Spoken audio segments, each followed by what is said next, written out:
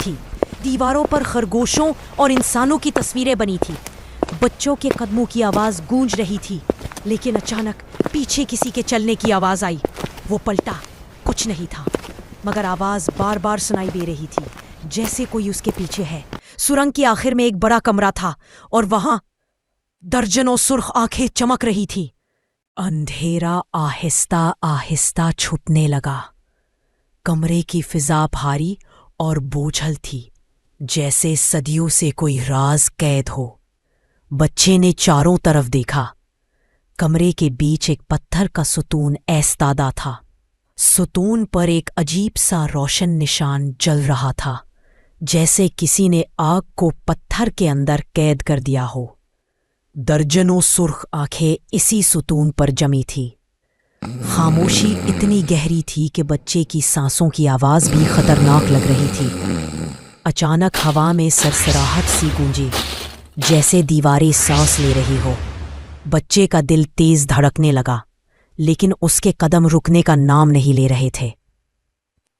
सुतून से रोशनी की किरणें निकलने लगी। कमरा लर्जने लगा। बच्चे ने अपने खौफ पर काबू पाया, दिल में दुआ की और आगे बढ़ गया। वो सुतून के करीब पहुंचा। उसने अपनी आंखें बंद की और हाथ सुतून पर रख दिया। अचानक एक जोरदार धमाका हुआ। रोशनी की लहर पूरे कमरे में फैल गई। चीखों, सरगोशियों और सरसराहटों की आवाजें चारों तरफ गूंजने लगी। दीवारों पर बने सब नक्श जल उठे, फर्श हिलने लगा और बच्चा जमीन पर गिर पड़ा।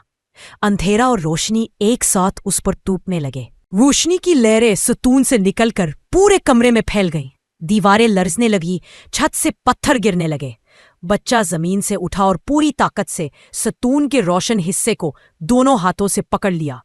उसने चीखते हुए कहा, मैं डरता नहीं, मैं तुम्हें आजाद कराऊंगा। अचानक सुतून से आग की लपटें निकली और आसमान को चीरने लगी। काले खरगोश एक एक करके रोशनी में तब्दील होने लगे।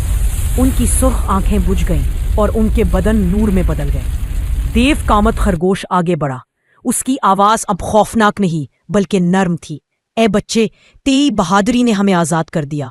सदियों की कैद खत्म हो गई। सब खरगोश रोशनी के गोलों में बदलकर आसमान की तरफ उड़ गए। कमरा जमीन में धंसने लगा। बच्चा दौड़ता हुआ सुरंग से बाहर निकला। उसके पीछे रोशनी का सैलाब था और अगले ही लम्हे वो फिर जंगल के किनारे खड़ा। वो जान चुका था कि असल हिम्मत खौफ पर काबू पाना है और असल बहादुरी दूसरों के लिए कुर्बानी देना है। उस दिन से बच्चा कभी आम न रहा। वो कहानियों का हीरो बन चुका था।